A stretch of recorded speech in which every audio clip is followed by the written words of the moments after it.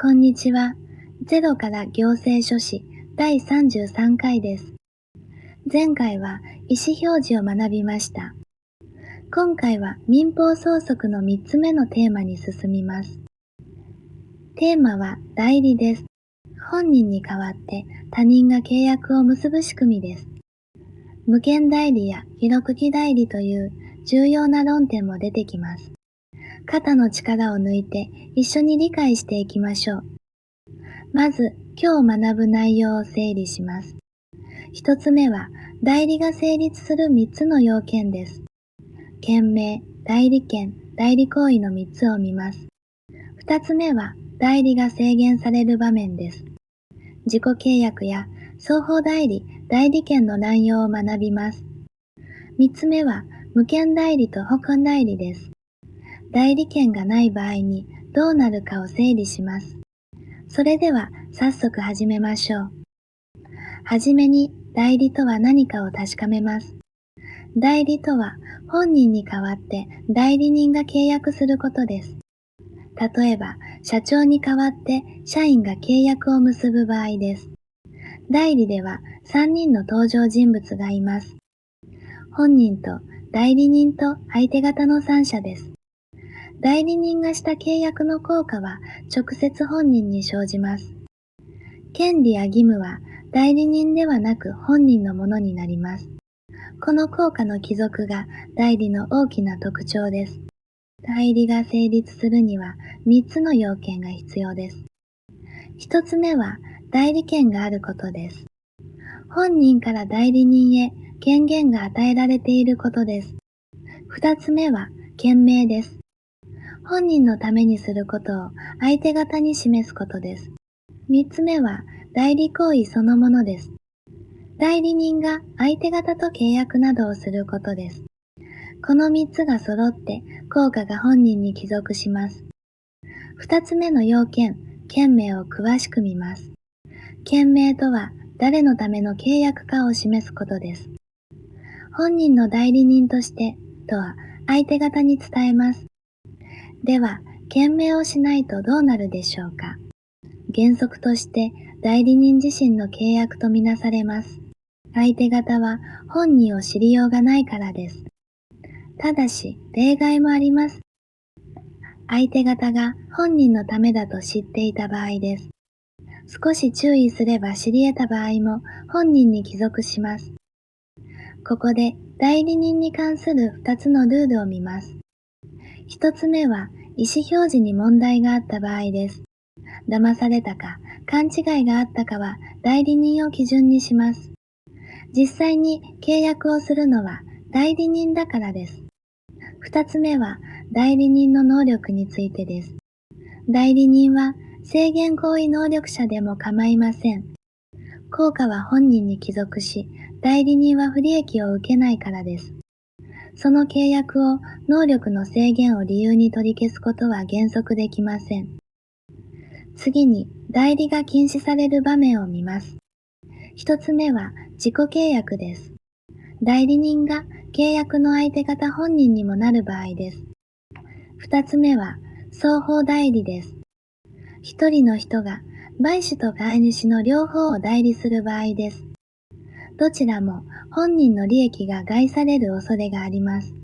そのため原則として禁止されます。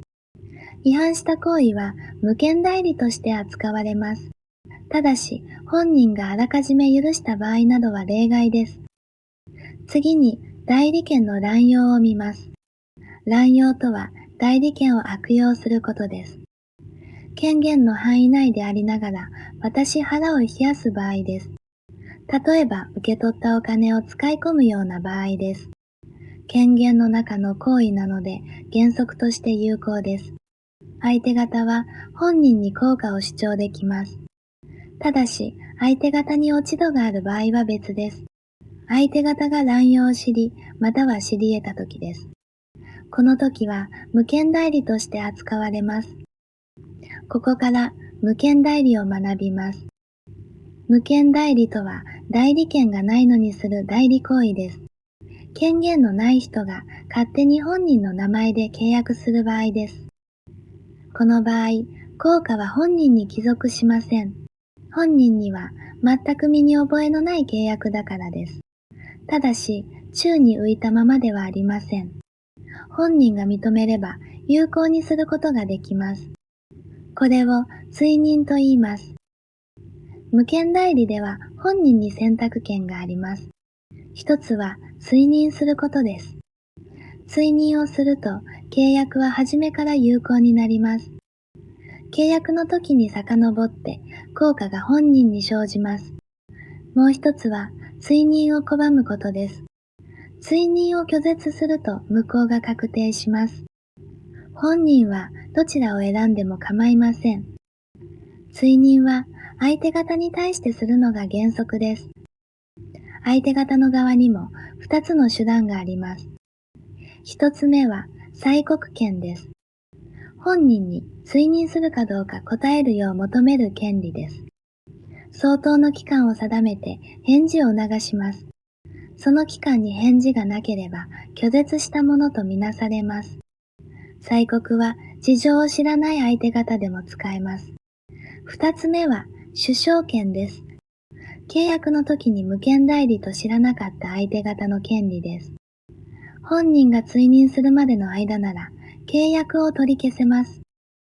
本人が追認しないと契約は無効になります。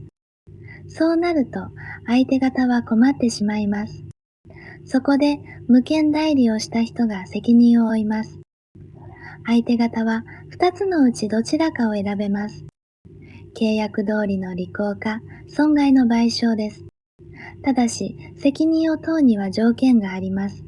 相手方が無権代理を知らなかったことです。知らないことに落ち度がないことも原則必要です。自ら不注意だった相手方まで守る必要はないからです。最後に法権代理を学びます。保護人代理とは代理権があるように見える場合です。本人にも落ち度がある時の制度です。相手方を守るため本人が責任を負わされます。法権代理には3つの型があります。1つ目は代理権を与えたと表示した場合です。2つ目は与えた権限を超えて行為した場合です。3つ目は代理権が消滅した後に行為した場合です。いずれも相手方が善意で無過失の時に成立します。ここで今日のクイズです。無権代理についての問題です。正しい内容はどれでしょうか？ A は催告権は善意の相手方しか使えないという内容です。B は本人の追認で契約は初めから有効になるという内容です。C は拒絶しても後で追認できるという内容です。少し考えてみてください。正解は B です。追認には契約の時に遡る効力がありましたね。催告は善意でなくても使え、拒絶すれば無効が確定しましたね。今日のまとめです。代理は3つの要件で成立しました。代理権と権名と代理行為の3つでしたね。自己契約や双方代理は原則禁止でした。無権代理は本人の追認で初めから有効になりました。相手方には催告権と主張権がありましたね。